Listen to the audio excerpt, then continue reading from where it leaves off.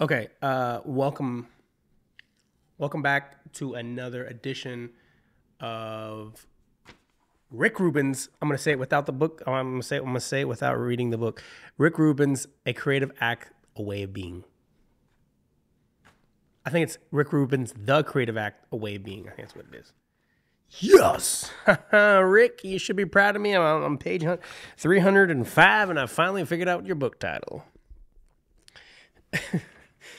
I don't know, like it's like one of those things where you just don't like store the information in your brain. You just like let it go. You just like it's like his book title is not being stored in my brain. Sorry, Rick. That's my bad. Okay, so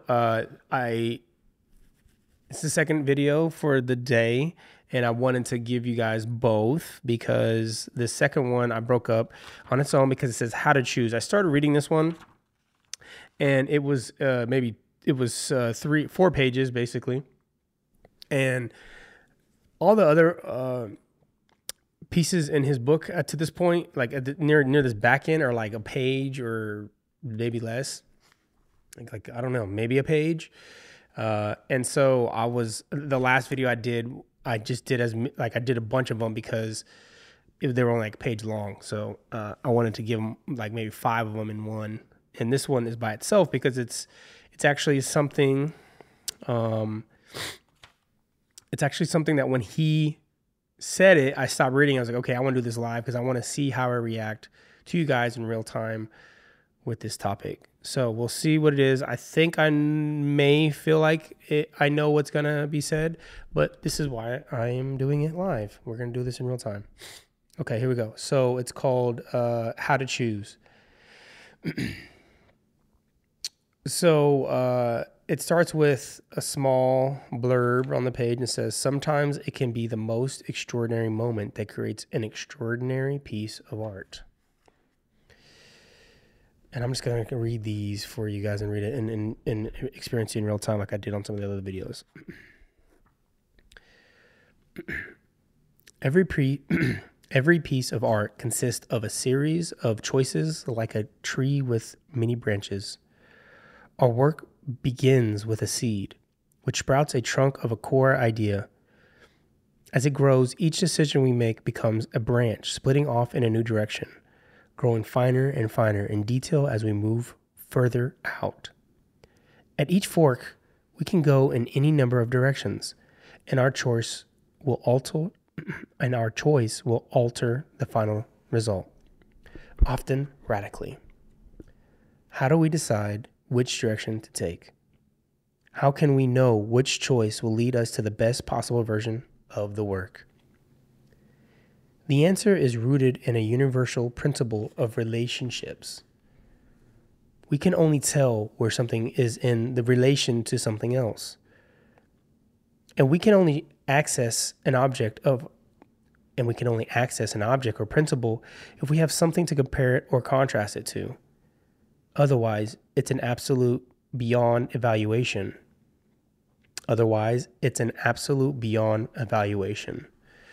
We can hack into the principle to improve our creations through A/B testing. It is difficult to access a work or a choice on its own without another point of reference. If you place 2 options side by side and make a direct comparison, our preferences become clear. We limit our options for each test to 2 choices.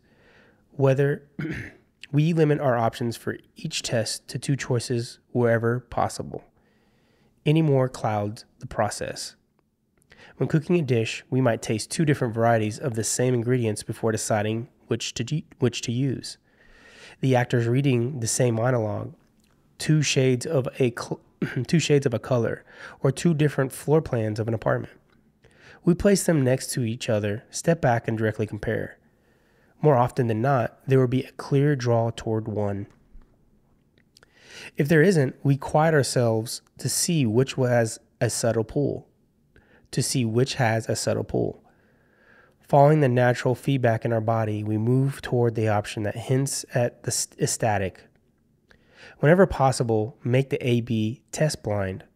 Conceal as many details as possible about each option to remove any bias undermining fair comparison.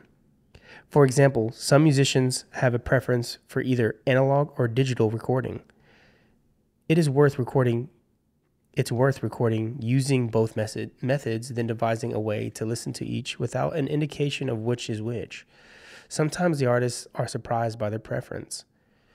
If you're at an impasse in an A/B test, consider the coin toss method. Decide which option will be heads and which option will be tails, then flip a coin. When the coin is spinning in the air, you will likely notice a quiet preference or wish for one or two to come up. Which are you rooting for? This is the option to go with. It is the one of the heart's desires. The test is over before the coin ever lands. I was about to say, do not, please, Rick, don't tell me to leave it up to a coin toss. Like, okay, that was clever. When testing, don't over-intellectualize your choice of criteria. You're looking for the first instinct, the knee-jerk reaction before any thought. The instinctual tug tends to be the purest, whereas the second, more reasoned thought tends to be processed and distorted through analysis. The goal is to turn off the conscious mind and to follow our impulses. Children are exceptionally good at this. They may move through several different spontaneous expressions of emotion in a single minute without judgment or attachment. As we grow older, we're taught to hide and bury these reactions. This mutes our inner sensitivity. If we were to learn anything, it would be to free ourselves from any beliefs or baggage or dogma that gets in the way of us acting according to our true nature. The closer we get to a childlike state of free expression, the purer our test and the better our art. The purer our test and the better our art. The closer, look, I'm going to reread that one. The closer we get to a childlike state of free self-expression, the purer our test and the purer our art. Once a work is complete, no amount of testing can guarantee we made the best possible decision. These qualities are not measurable. We test to identify which is the best version from the options at hand. No matter what route you take, if you complete the journey, you will reach the same destination. This destination is a work we feel energized to share.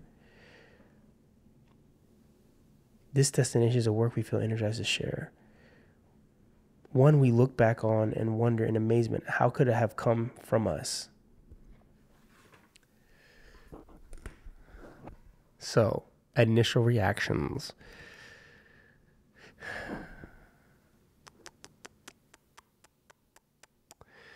My initial reactions are feelings that I have about what I'm doing currently, and thinking about conversations I've had with my brother and Shaq and the Real Goats about where I'm trying to go with my life. And when he's talking about making a decision on art, he's talking about maybe specific pieces, like when I'm in the middle of making a video or something and trying to decide which direction I want to go. I think he'd maybe be referencing that more, like when you're making a real piece. But then I know that he's someone that would probably say that you could use it for any asset or aspect of your life.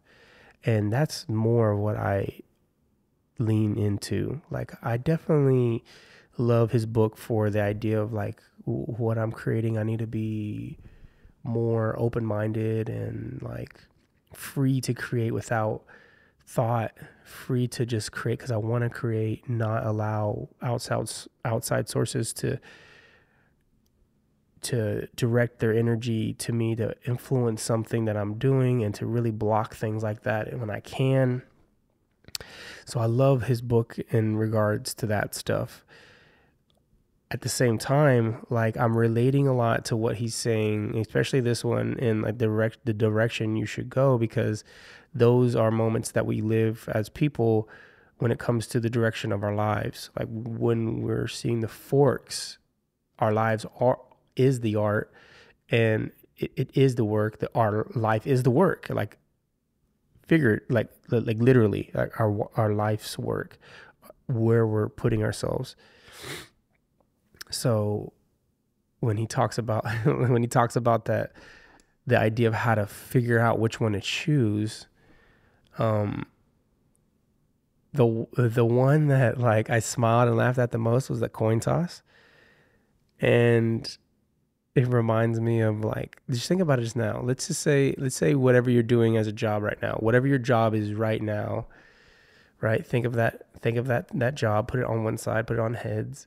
And if you have another thing you've been contemplating on, another job or another thing you want to do with your life, maybe it's a passion or a talent you have that you wish you could do. When you say, I wish I could do this, right? Put that on the other side. And you're like having impulses, right? You don't know what to do. And you flip that coin, and what he's saying, whatever instinctual thing that you want it to land on, even if you call heads, right? And whatever it lands on doesn't matter. But the feeling that you get when you see it in the air, which one you hope it lands on is the one you should go with. And man, I just kept thinking, I thought of so many scenarios when I was reading it, and I was like, that helps me so much. You know, when I get offered jobs or when I get offered things to do, and then I put that's how I see it. It's like I get offered a job to do something, would I rather do that job or do this other thing that I want to do? And a lot of times I'm accepting jobs because I'm like, I gotta pay my bills. It's like, oh, I need to make money. You know, like I'll say that. I'm like, oh, I need to make money. And you see how I reacted even now when I gotta make money. It's like, that's not the reaction you should have to making money. That's how you know who I am. Me saying, oh my God, I gotta make money. Like the fact that I don't want to do something for the money is who I am. And the fact that I would rather do what I really want to do because I don't care how much money I have. Like I'm very, very blessed, I'll say this, to have had a few things in my life. A wife that supported me even when I was distant. A wife that supports me in all of my decisions. When I'm right next to her, she's supporting me in things that like. One second. She's supporting me in things and the conversations that I'm having with her about like what my journey is, and I'm expressing that to her and sharing it with her. And so I'm very, very lucky to have someone like her in my life. And it allows me to decide what I want to do. It helps me at least decide what I want to do and not feel pressured to make a decision to do something for the money. That doesn't mean that I don't feel like I should be providing. That doesn't mean I don't feel that, you know, I know that I need to figure out what I need to do so that I can provide. I'd rather, and this is mainly recent, you know, like, this is mainly recent. Like I would much rather have her quit her job and do nothing than be a physician. She's just so just so you know, she's a resident at a hospital, and so she's in residency right now, which is like a pretty torturous time in her life as she's striving to become a surgeon. She is, but she's a resident, you know. And so she has got to put her time in. You got to put like 4 years in. And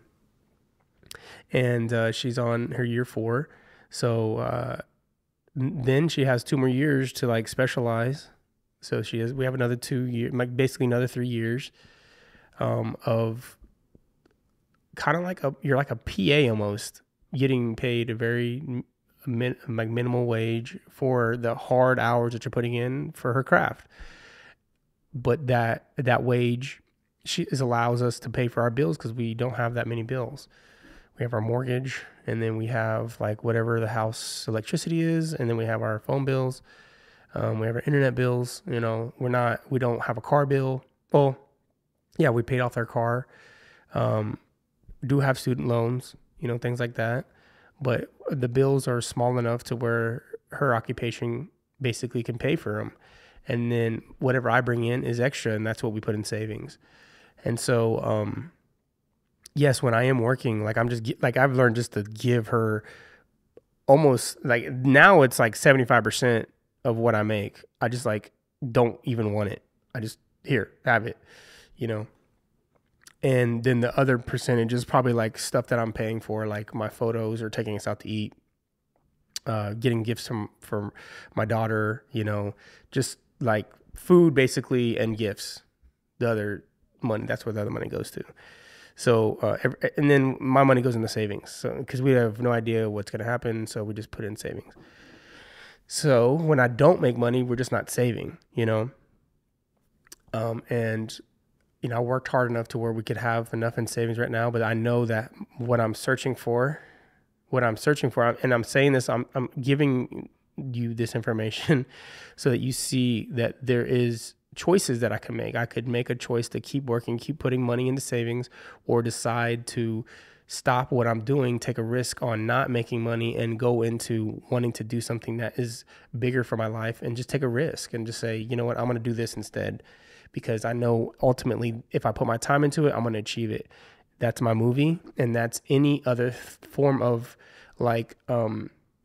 filmmaking, So I'm really hoping and praying that when we start our documentary, that like that goes through, because that's going to be that's going to be at least a year of my work, and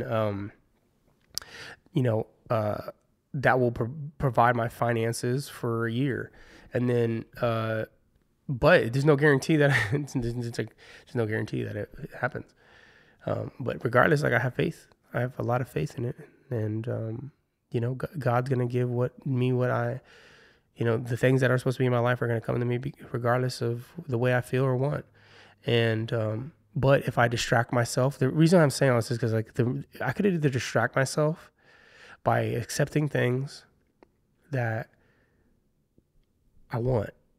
Like I could distract myself from things by just keeping myself busy, right? Just like going and getting jobs and getting freelance work and just like accepting them because I want to just like, I don't know, just like say that I'm working, or to like put on that I enjoy doing this stuff or whatever. But if I'm not enjoying it, if I'm not seeing a true result into what I'm trying to do, then I don't think I should be doing it. I just don't think I should be doing it, because there's bigger things. There's bigger things that I need to do. So I keep declining. Spicy's trying to call me. I'm trying to stay in my train of thought. Spicy, give me a second, bud. But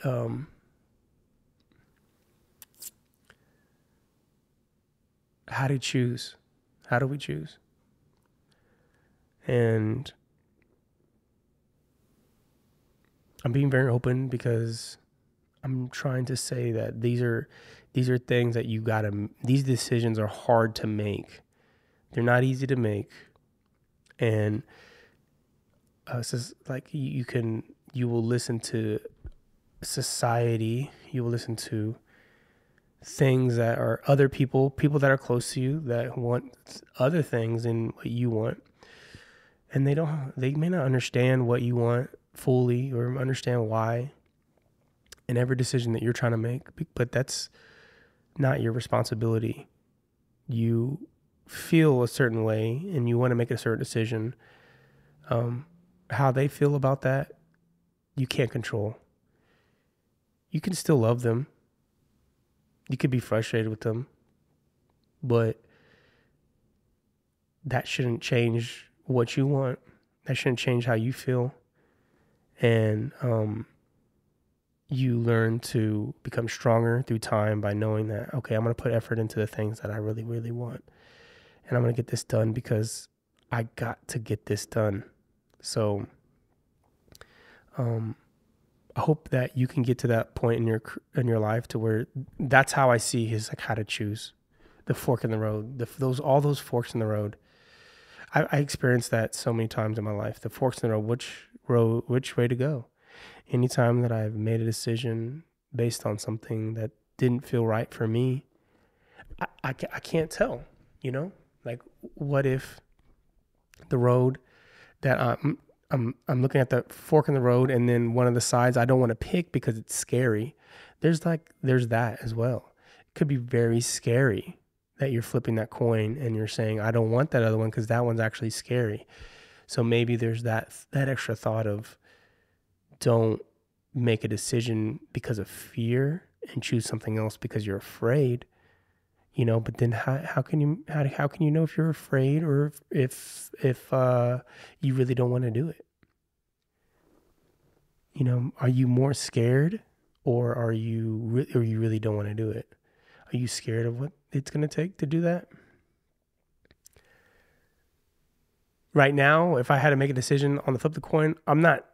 And if it's like choosing the other things, those things don't scare me. What scares me actually is not working. What scares me actually is putting my time into my fucking film, because that's a scary thing to be at when you're writing and you're seeing blank pages. That is more scary than taking the job. Taking the jobs is like so easy because it's like, that's like easy to do. Doing this other stuff is way scarier because I have never done it, and even this vlog stuff, like this stuff is scarier than like taking the jobs, so this is scary. And I've learned maybe some of the decisions in the past, I don't know whether or not the decisions in the past that I made, and I don't want to reflect on that too much because it's the past, but there are probably times where, like, when I was making a decision to go left or right, that it's possible I made a decision to go the wrong way because I was afraid of something, or, and that's a very human natured thing to do too. So it's okay though. If you made that, I think it's okay though. Like, we keep reminding yourself, it's okay to have made that decision. You made a decision and this is what your life is now. Okay. You learn from whatever decisions you make. So, how do we choose?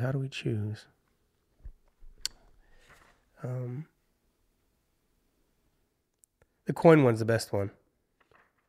The other one that he talked about was limiting your options to 2 and putting them side by side. And then he's talking about the A/B blind test. If you could like see something and not know which one, how it's made with the analog and digital. I would say that's like the closest thing to me is like it's like the film. Should I shoot film or digital? Do I want to shoot film or digital? I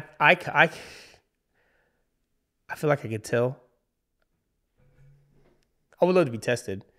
But I feel like every time I notice now, I know when I could see, for sure I could tell 90% of the time, I would say that if something's digital or film. But to that 10%, that's quite a big, I would say that I could tell when something's shot film or digital pretty easily now. Maybe not as much as photography, but still, like, most people are not shooting analog or film. So, but anyways, I like what he's talking about here more for life-based things, because this is where I'm at right now. This is where I'm at. I'm in a life-based decision. What do I do? And those are fun places to be. Scary yet fun. How do we make those decisions?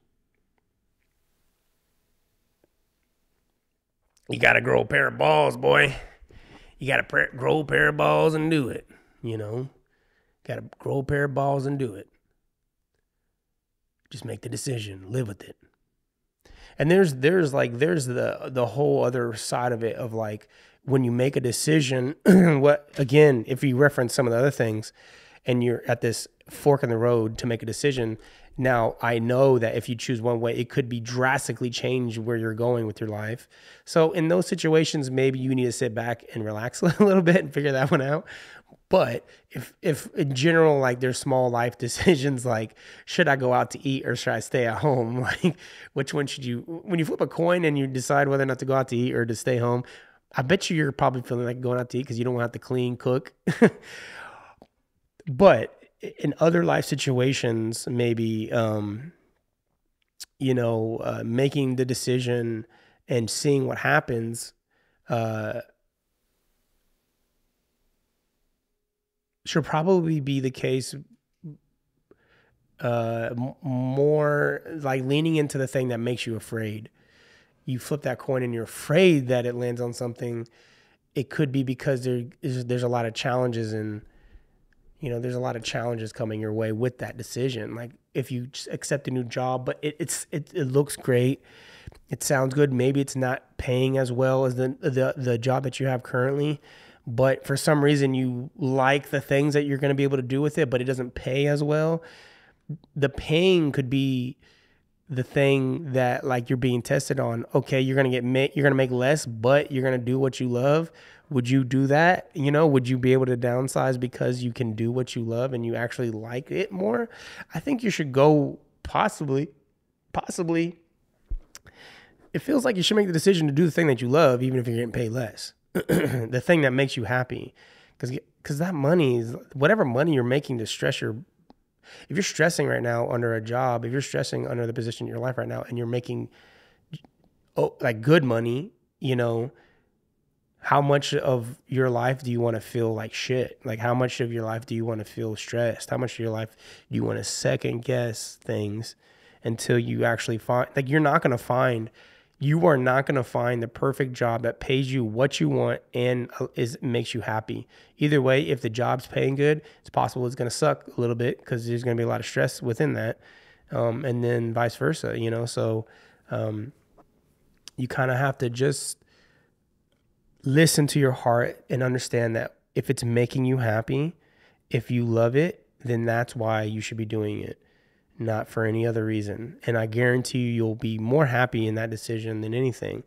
I am more happy staying home, doing these things, figuring out my movie, spending time with my family, taking photos than I am when I'm out doing a job for somebody that I'm not necessarily connecting with on a intellectual or like emotional,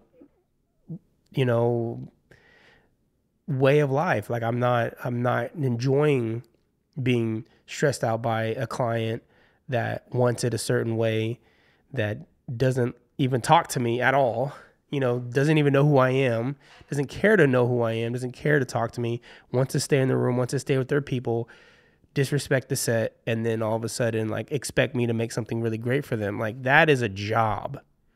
That is not creating for me anymore. So I would rather learn about life, be an artist, and see my daughter grow up and be a part of her life than spend so much energy trying to impress or try to please, I should say, not impress, but please someone that doesn't really care whether or not I'm around them.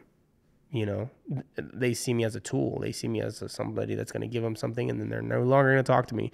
We're going to maybe chat twice on the phone, chat like for 5 minutes, 3 minutes, and be like, yeah, I want this. Okay, cool. Thanks. And then like, what else? Nothing.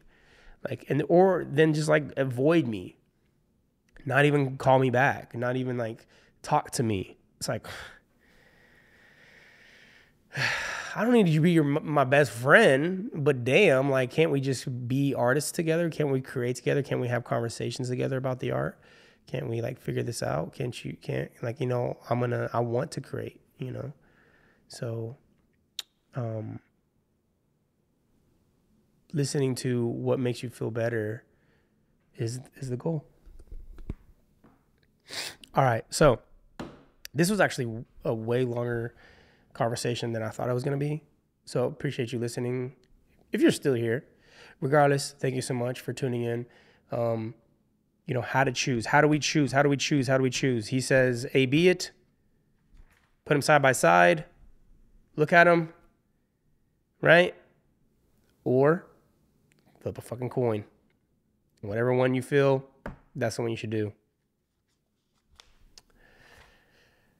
And then no matter what route you take, if you complete the journey, you will reach the same destination. The destination is a work we feel energized to share. One we look back on and wonder in amazement, how could it have come from us? How could I have done that? Wow.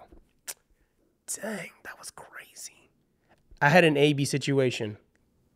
In 2016, I could have stayed in Kansas City and just been whatever that led me, or I could have moved to LA and figured out my life, even though that was completely terrifying. My heart was saying, you got to go no matter what. And I did it. That was the biggest major fork in my life. The hardest thing for me to do. I was a homebody.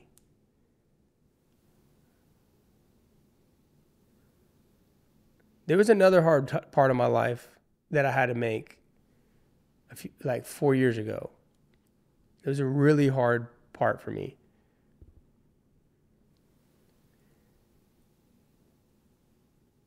And it was when we decided to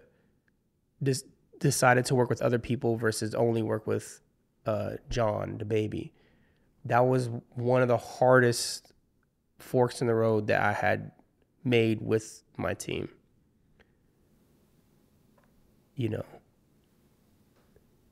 and one that I still think about all the time. And, you know, our journeys have reconnected together. Back a few years ago, a couple years ago, 2022, our journeys had connected back together, which was, I was very grateful to see happen. And I think about, and I talk to John all the time about, so I won't go too much into this, but those decisions that we make us grow regardless. You learn something from making those decisions, how strong you are, how you really feel, like understanding maybe flaws that you have, understanding mistakes or failures that you make. All these things start to come and you get pushed in regards to whatever decision you decide to make. You decided to make a decision and it pushed you in a direction, and there are things that on either side of it you should be grateful for. I'm grateful for the things that I learned and how I grew as a person by going the other direction from John that year. Going that direction, I grew into a new person, a person that you see right in front of you right now, the person that is self-reflecting, appreciating all the people that it's in his life. If I would have went the other direction, who knows what happened? If I would have stayed with them, who knows where I could have been? Maybe my ego could have been bigger. Maybe would have been even more successful. And like, it could have been like my ego was like so high, and I could have ruined my marriage. I could have not had a kid, you know, because I went the other direction. Now I was living at home more, and I was seeing my wife more. Now we had a kid. Maybe my kid would never have came into my life. So that's the multiverse. That's like not reflecting on those decisions and understanding that you learned either way. Yes, it made me miss being around him, but it did not, but it also, that made me appreciate him more, you know, and that made me appreciate my friends more and the people around me, and knowing that I don't want to lose anybody in my life, because I know what it feels like to go that direction and lose a great friend, a great collaborator, and have to make that decision to work like that. And so that's stuff that we learn. We grow as people, regardless of the coin flip and the decision you make. You grow as a person, and you learn who you are more. And that's why you can't question the past, because regardless of the decisions you make, it's going to lead you somewhere. So that's why right now I'm more confident in myself, more focused on myself than ever before, because the more I listen to myself, the more I grow. And even if it is scary, that moment in time, it was definitely scary for me to do. And the decision that if I had the coin flip, I probably would have stayed. But my brother influenced and kind of pushed me into thinking we need to grow the business. And so meaning we need to figure out how to maintain all these requests coming in and grow it and put energy into ourselves. So listening to him helped me learn what it's like to grow a business, learn what it's like to be a business owner, learning what it's like to have people underneath you and become a better person, a better creative, a better director, a better owner, a better just in general better off, and my responsibility and understanding what that is. So you can't I can't question it either way. It made me a better person, to go that direction. And so yes, that was a moment in time where it was that's why I was talking about the scary, because if I flip that coin, that was scarier to me, So that's why I'm like, how do you make that decision? Is one scarier than the other? And then when I said it earlier, like, I know right now if I flip the coin that doing those music videos is not, it's not scary to me. It's not scary to me to try to do those things. It's not what I want. You know what I mean? I know deep down that don't want that. And I know who I, that's what I'm saying. I know who I am. I know what's going on internally more now because of the things I experienced, to know that that life moves fast. So if I don't make a decision to do something, it's going to take a long time for me to do it. I don't want to waste my years, not waste. I don't want to spend years of energy trying to do something that I'm not necessarily happy with. Even if I'm good at it, I'm not necessarily happy with right now, and always question why didn't I try? Why didn't I try to do it? Why didn't I try to write my movie? Why didn't I try to make something bigger than a music video? Why didn't I try? And I think that's something that a lot of people can relate to in terms of how they see their own life. You know, you're doing a job or you're doing something that you're good at and like you get paid well, but you don't want to take that risk and just like be so scary to be alone in the process of trying to figure it out. Like, that's so scary. When you call people that are in the industry and you're like, oh, I have a buddy that does this and that, and like you try to call them and say, how, you know, can you help me out? Not always can they help you out. It's not like they don't want to. It's like they just can't. Like, there's no way that they can. So, you know, that's scary to be alone and like be on a new journey. So I get why people avoid taking the scarier route, but I'll tell you, you learn so much by taking the scarier route. So that's something that you should always be excited about trying to do. Taking the scarier route helps you grow into the person you're supposed to be, because you're learning so much and you're working through fears and doubts and struggles. Okay, well, I'm gonna decline Spicy's call one more time, and I gotta cut this because he's obviously needs something. So thank you so much, you guys, for paying attention. Thank you for watching. I appreciate it. And love your journey. Love your decisions you make, because regardless if it's scary or not, then you're gonna learn something from it. So keep on going, keep on trucking. Until next time, thank you so much for watching.